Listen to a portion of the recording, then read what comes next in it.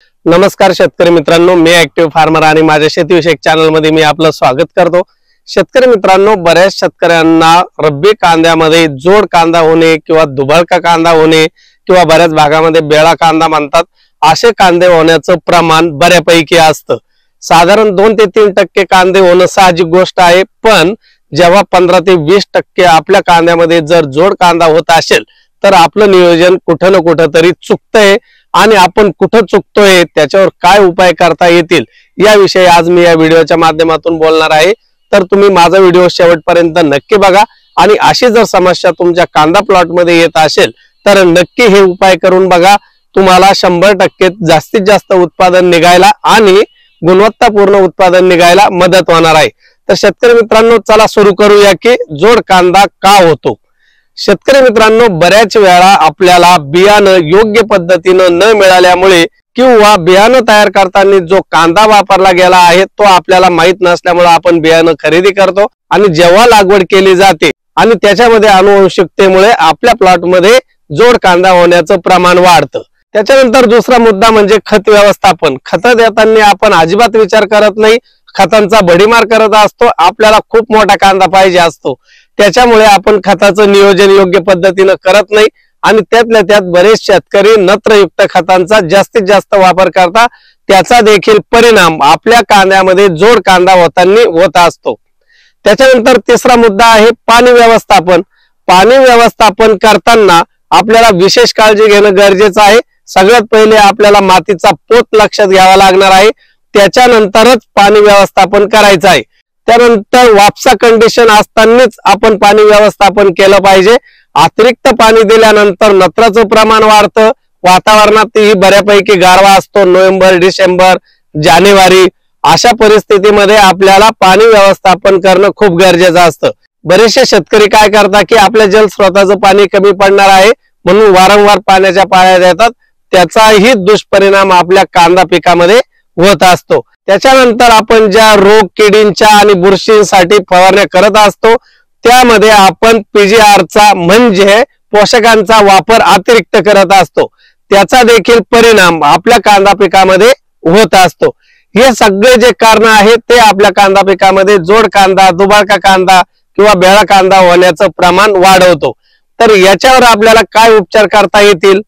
तर शेतकरी मित्रांनो, आपल्याला सगळ्यात पहिले गुणवत्तापूर्ण बियाणं निवड करणं गरजेचं आहे, ज्याच्यामुळे आपल्याला गुणवत्तापूर्ण कांदा आपल्या शेतीतून मिळणार आहे। बियाणं निवड करताना एक तर घरगुती बियाणं निवड करा किंवा ब्रँडेड कंपनीचं बियाणं खरेदी करा। जेव्हा आपण इतरत्र शेतकऱ्यांकडून बियाणं खरेदी करतो त्यावेळेस खात्रीशीर बियाणं खरेदी करण्याकडे आपला कल असला पाहिजे।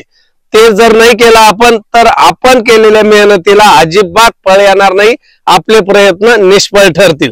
त्याच्यामुळे गुणवत्तापूर्ण बियाणाचा सगळ्यात पहिले आपण विचार करायला पाहिजे।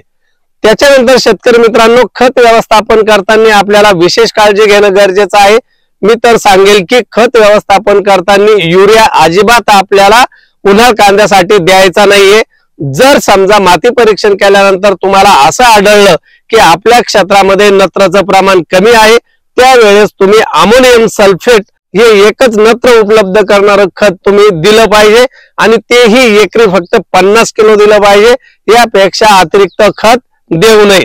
कृषी विद्यापीठानं संशोधन करून आपल्याला प्रति हेक्टरी 100 किलो नत्र देण्याची शिफारस केलेली आहे, त्यानुसारच आपण एकतर दिलं पाहिजे किंवा आपल्या शेतामध्ये जर उपलब्ध असेल तर मात्र अजिबात आपण याचा विचार करायचा नाहीये।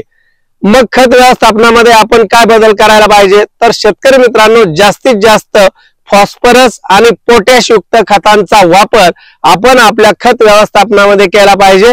मार्केटमध्ये अनेक प्रकारच्या मिश्र खतांच्या व्हरायटीमध्ये फॉस्फरस आणि पोटॅश असलेले घटक असतात आणि शेतकरी मित्रांनो, जर मिश्र खत निवडताना तुम्ही 12-32-16, 14-35-14, 10-26-26 अशा मिश्र खतांचा जर उपयोग केला त्यामध्ये कांद्याला गरजेपुरतं नत्रही उपलब्ध होतं आणि फॉस्फरस पोटॅश देखील उपलब्ध होत असतो। त्यामुळे तुम्ही मिश्र खतांचा वापर करणं गरजेचं आहे युरिया वगळून, आणि अमोनियम सल्फेटचा वापर गरजेनुसार प्रति एकर 50 किलो पर्यंत आपण केला पाहिजे। त्यानंतर शेतकरी मित्रांनो, पाणी व्यवस्थापन करताना आपण आपल्या क्षेत्राची वापसा कंडिशन चेक करणं गरजेचं आहे। जरी तुम्ही लागवडीच्या वेळेस आणि आंबवणी जर एका मागोमाग दिली असेल तरी चालेल, पण नंतर जेव्हा तुम्ही तिसरं पाणी देताय त्यावेळेस मात्र तुम्हाला आपल्या जमिनीला क्रॅक पडलेले पाहिजे, भेगा पडलेल्या पाहिजे आणि वापसा कंडिशन तयार असली पाहिजे, म्हणजे पाण्याची गरज असली पाहिजे। अशाच वेळेस तुम्ही पाणी देऊ शकता। त्यानंतर शेतकरी मित्रांनो, तुम्ही असं वापसा कंडिशन नुसार पाणी देत देत देत जेव्हा तुमचा कांदा 3 महिन्यापर्यंत जातो त्यावेळेस मात्र तुम्हाला 3 महिन्याच्या आसपास आपल्या प्लॉट मध्ये किती टक्के पात पडली आहे त्यानुसार पाणी व्यवस्थापन करायचं आहे। जर अशा वेळेस 5 ते 10% पात पडले असेल तर तुम्हाला पोहोच पाणी द्यायचं आहे आणि जर 10%च्या वर तुम्हाला पात पडलेली आढळली तर 90 दिवसानंतर आपण आपल्या प्लॉटला पाणी द्यायचं नाहीये। वेगवेगळ्या कंडिशन मध्ये, वेगवेगळ्या क्षेत्रामध्ये आणि मातीच्या मजदुरानुसार वापसा कंडिशन वेगवेगळ्या दिवशी होऊ शकते, हे शेतकऱ्यांना ओळखणं गरजेचं आहे। त्यानुसारच पाणी व्यवस्थापन करा। हलक्या जमिनीमध्ये तुम्हाला पाण्याची पाळी लवकर द्यावी लागेल, मध्यम जमिनीत त्याच्यापेक्षा थोडी उशिरा द्यावी लागेल आणि जाड जमीन म्हणजे काळ्या जमिनीमध्ये तुम्हाला 20 ते 22 दिवसानंतर पाणी देणं गरजेचं आहे। त्यापूर्वी जर तुम्ही पाणी दिलं तर तुमच्या क्षेत्रामध्ये नत्राचं प्रमाण वाढून जोड कांदा तुम्हाला त्रास देऊ शकतो, जोड कांद्याचं प्रमाण तुमच्या प्लॉट मध्ये वाढू शकतं। त्यानंतर मी सगळ्यात पहिले तुम्हाला सांगितलं की बियाणं निवड। बियाणं तयार करताना जर आपण घरगुती बियाणं तयार करणार असाल तर एकाच डोळ्याचा कांदा आपल्याला बियाणं तयार करण्यासाठी निवडायचा आहे। जर चुकून डबल डोळ्याचा कांदा निवडला गेला तर तेथे जोड कांदा होण्याचं प्रमाण देखील वाढू शकतं। त्याच्यामुळे कांदा निवड करताना तुम्ही व्यवस्थित निवड केली पाहिजे। त्यानंतर शेतकरी मित्रांनो, फवारण्यांमध्ये तुम्ही गरजेनुसारच पोषकांचा वापर केला पाहिजे।